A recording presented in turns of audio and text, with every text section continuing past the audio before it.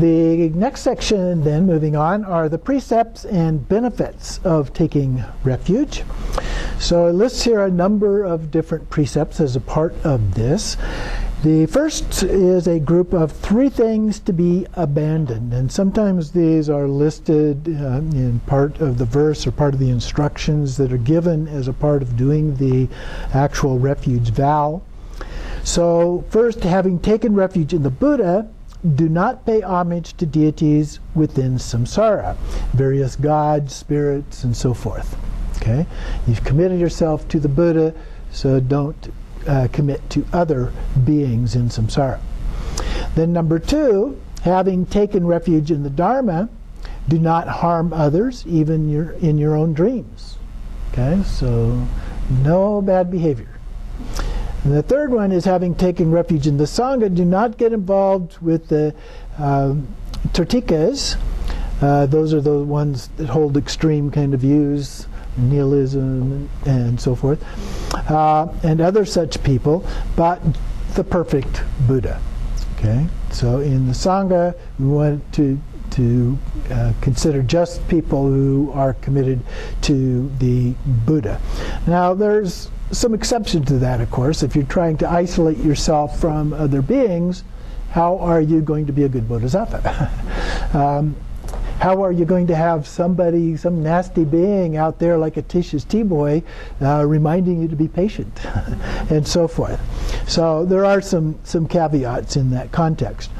The second category here are 3 things to be done. So those are the 3 things to be abandoned, now 3 things to be done. The first one is, having taken refuge in the Buddha, honor and respect even a tiny piece of broken statue representing him. And so the idea is that every little piece of something sacred like that is just important as the entire thing. And so we honor that. We perceive it with pure view. The second one is, having taken refuge in the Dharma, respect even a fragment of paper bearing a single syllable of the scriptures. Same principle. Even a single syllable, single figure represents the entire thing, symbolically. And then, having taken refuge in the Sangha, consider anything that symbolizes it to be no more than a patch of red or yellow cloth as the true jewel of the Sangha. So, Buddha, Dharma, and Sangha, things that in some way symbolize those, we should honor those as of being precious in our practice and so forth. Now, it is said that if we have things like that we really don't want to keep around, they can accumulate over time. Prayer flags wear out. And you can get quite a few of those that will accumulate. But anything Dharma that you don't want or don't need anymore, you don't throw it away in the garbage, but you can burn it. A modern equivalent of that would be to put it in recycling, because then you're spreading that Dharma out to all kinds of other beings as well. Okay?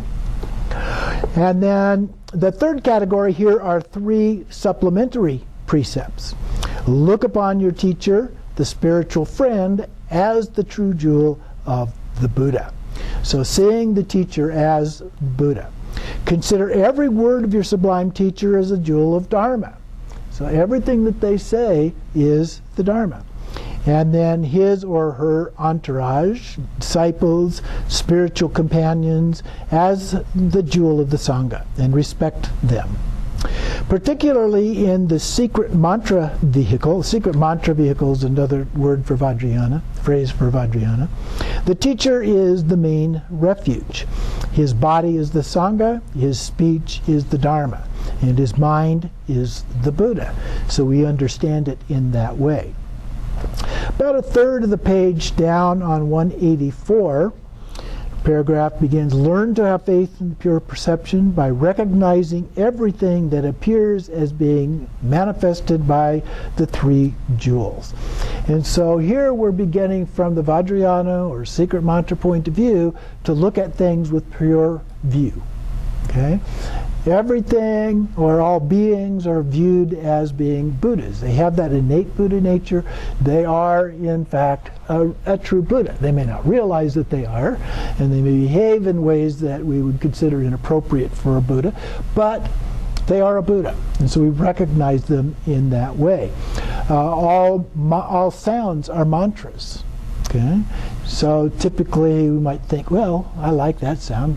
I'll think of that as a mantra, but ooh, I don't like that other sound. I won't think of that as a mantra. So we have to overcome that and recognize, doesn't matter what it is. All sounds have that quality of being a mantra. And then all things that we think. Sometimes we think good thoughts. Sometimes we think bad thoughts. Sometimes, most of the time, perhaps neutral kinds of thoughts. But all thoughts are also related to the Buddha. And that is the mind of the Buddha. Okay? So they're all pure. And then, let's not forget all other phenomena. That just is things related to us and other beings. So beyond all beings per se, the building, the pictures, everything like that, all phenomena are also related. They form the Buddha field for all the Buddhas. Okay? So that's pure view. That's how we look at things as being absolutely pure in that sense. So then in that same paragraph, but down a few lines there, make the refuge prayer your constant daily practice, whether you use the text of the heart essence quoted above or this prayer. So he gives us the second one. I take refuge in the teacher, I take refuge in the Buddha, I take refuge in the Dharma, I take refuge in the Sangha. Or it could be any other refuge prayer that you do. But you should take refuge every day. That should be a key part of whatever practice you do, whether you're just at this level or whether you're a very advanced student. Sometimes, particularly books that are considered to be protected books that you might order from a bookseller, Dharma books, they will ask you some questions like, when did you take refuge? Or have you completed the Ngondro? Would be more common. And when did you do that? And so forth. Well, the way I teach that, you never complete Ngondro. You never complete doing refuge. You never complete bodhisattva vows. You never complete any of these things. So I always, of course, it's me being a little silly, write back and say, you know, I still haven't completed it. I'm still working on completing it, you know, because it goes the rest of my life. But that's the principle. That's the idea. And I always start my prayers and my practice each day with a short version of the Ngondro. And so all of those 5 elements are there as a part of it. And so I pass that along to you as a suggestion. I'm not saying you have to do it that way. I think we can each make our own choices about that. But that just is the way I do it. And then it says, recommend to other people that they take refuge and encourage them in the refuge practice as well. But then he goes on at the top of the next page, 185. When you go to sleep, visualize the deities in your heart. If you cannot do that, think of your teacher and the 3 jewels as being really present by your pillow, and then full of love and compassion for you. When you eat or drink, visualize the 3 jewels in your throat and offer them a taste of everything you eat or drink. Or if you can't do that, offer them the first mouthful or sip. That's also a way of considering doing that. The first one, you do it as an offering. And you don't have to recite an offering prayer per se as a part of doing that, although it's nice. We have a meal prayer. If you're interested, we have some cards around here somewhere. There's the meal prayer on it. It's nice to say a meal prayer before you do that. But the basic idea is that before you actually put it in your mouth or before you drink, to just think of it as an offering to the Buddhas and Bodhisattvas and all beings in the whole universe. The next one is when you have new clothes to wear, before putting them on, offer them mentally through the 3 jewels. Wear them with the thought that the 3 jewels have given them to you. Okay? It's a gift receiving. Whenever you see anything that gives you joy or that you find desirable, offer it mentally to the three jewels. So maybe we see some flowers or a beautiful stream or houses or a pleasant grove of trees, or we have wealth and possessions, or we see a beautiful man or woman and so forth. Any of those things that we see that we perceive as being pleasant, think of, oh, I offer that to the three jewels. And then drawing water. Now, I don't think we normally would draw water the way that it's described here from a well, but when you're turning on the faucet, so think of it that way, or you're pouring it out of a bottle from the refrigerator. When drawing water, throw a few drops into the air and say, I offer this water to the three jewels. So if you're pouring a glass of water, you could just touch it with your finger and flip it into the air would be a way to do it. Or you just visualize that you're doing it that way. And so then we offer all these things, whatever sources to offer to them, whatever sources of merit that we create, and dedicate them for the benefit of all beings. So it's not just at the end of our daily practice that we make these kind of things. We're constantly finding ways to make offerings and dedicate that to all beings as a part of that. So whatever happens, good or bad, never forget to take refuge. And then continuing on 186, down below the top two paragraphs, there's a quote there indented. It is the refuge that makes the difference between a Buddhist and a non-Buddhist. So that is the key in terms of the difference. Skipping over to the top of the next page, the Buddha himself said, at the end of 500 years, my presence will be in the form of scriptures. Consider them as identical to me, and show them due respect.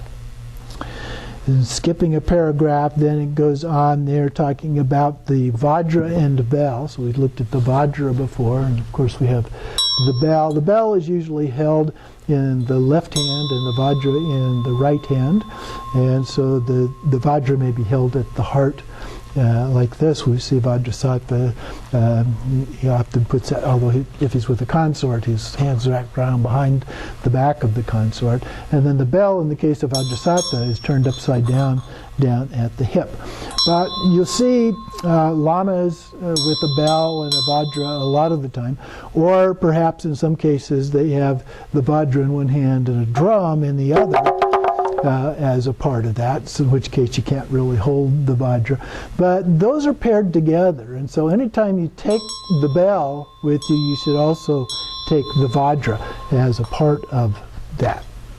So here he's talking about the Vajra and the bell. The Vajra symbolizes the Buddha's mind, the five wisdoms. The bell bears an image of a face. I've seen some that don't have this, but most of them do. There's an actual face on the handle part here in the Vajra. So that's what it's talking about here, which, according to the outer tantras, is that of Virachana. And so one of the five Buddha families. And then in the view of higher tantras, it is Vajradvishvara, or Vivari, the consort. And then, in other words, it bears an image of the Buddha's body. The letters engraved on it are the 8 seed syllables. And so those are around the top here, although I saw a bell just the other day, or a picture of a bell that was just, the whole bell part was all smooth. There were no things on it like this. But if you look at the top part here, you can see Tibetan symbols of those 8 seed syllables, which represent the 8 consorts. And then the bell itself symbolizes the Buddha's speech. And then the sound of Dharma. And so then together, the Vajra and the bell fulfill all the criteria of representations of the Buddha's body, speech, and mind. More particularly, these two objects contain all the mandalas of the secret mantra Vajrayana, and so are considered extraordinary Samaya objects. So we always venerate those as a part of that. So then he goes on to talk about some of the benefits of taking refuge. Taking refuge is the foundation of all practices. Pretty much said that before, but reminding us. You plant the seed of liberation within yourself as you do this. And you distance yourself from negative actions and develop more positive actions. So ethics is a very important part of our practice. We'll talk more about that when we get to the 6 perfections. And then ultimately it will lead you to the state of Buddhahood. So that's the seed. A lot of times we talk about Buddha nature, and one of the models, if you will, of Buddha nature is that it's like a seed. Not a seed, but like a seed. And that then when we water it and we give it sunshine and soil and nutriments and those kind of things, that grows into a fully developed Buddha. There's another one that it's already a fully developed Buddha, but we have to do things to remove the shroud that's hiding it, if you will. Or there's various forms of things that are getting in the way and hiding it, and so we need to remove those. How we do either of those are exactly the same, so it doesn't really matter. So, top of 188 below the quotation there, taking refuge is the basis for all the vows. Before generating bodhicitta, receiving the empowerments and all other practices, it is essential to take a refuge vow. So before we do any of those others, we should have taken the refuge vow. Any representation of the Buddha's body, speech, and mind can plant a seed of liberation. The story is told of a dog who chased a pig around a stupa. Through his circumambulation, in quotes, the seed of enlightenment was sown in both of them. So even kind of random, seemingly random kinds of occurrences can have some benefit. In another story, a man saw a clay tsatsa statue lying on the ground. Sorry, I don't have a tsatsa to show you, but they're a little statue in relief form. So it's usually just flat on the back and usually made out of clay or ceramic of some kind. And they're usually small, although some cases are a bit larger than that. So he saw this lying on the ground and says if it stays there, the rain will soon ruin it. So he covered it with an old leather shoe sole that he found lying nearby. But then another person passing the same spot thought to himself, it's not right to have this old shoe sole covering that tsatsa. And so he took it off. As the fruit of their good intentions, both of them inherited kingdoms in their next life. So they both had good intention, they just did it in different ways. And so it's not the actual act so much, in things like that at least, that is important, but your intention. And even with other acts, intention is the most important thing. So in karma, we talked about karma last time. And so with karma, intention is by far the most important thing when you engage in any kind of an act. Continuing on 189 in the second paragraph there, taking refuge in the 3 jewels with sincere and intense faith reduces and exhausts even the evil actions you have already accumulated in the past. And from that moment onwards, the compassionate blessings of the 3 jewels render all your thoughts positive so that you no longer do anything harmful. And gives an example here of a king who killed his father but later took refuge. He suffered the agonies of hell for 1 week and was then freed. In another case, a person committed 3 of the crimes which bring immediate retribution. There's the different things like killing your father and mother and so forth. There's 5 of them. Experienced the fires of hell while he was still alive. I would argue that that's where we experience the fires of hell for the most part anyway. And cried out, I am determined to take refuge. And in the Buddha. And the Buddha explained that he would become a Pacceka Buddha in a future life. So there are things that we can do as a part of these things that the worst scenario will not necessarily manifest if we take refuge, if we do practice and so forth as a part of that. And then down toward the bottom, below that first quote at the bottom, there is nothing better than taking refuge for cutting the stream of negative actions for the future. So taking refuge is very important, and I might add to that doing purification practice, which is another one of these 5 with Vajrasattva, is another way that can be done. But refuge alone actually cuts through a lot of those that negative karma that we may have accumulated through various kinds of actions that we have engaged in the past. So next week we're going to look at the first half. The chapter on bodhicitta is a long chapter, so we're going to split it into two parts. So next week we'll just look at the first part of it. So we'll go up to page 222, there, the top of page 222, on training in the precepts. So refuge and bodhisattva vows, like I mentioned, we will do at the end of the bodhisattva chapter, so 2 more weeks, in which case we will go ahead and do those.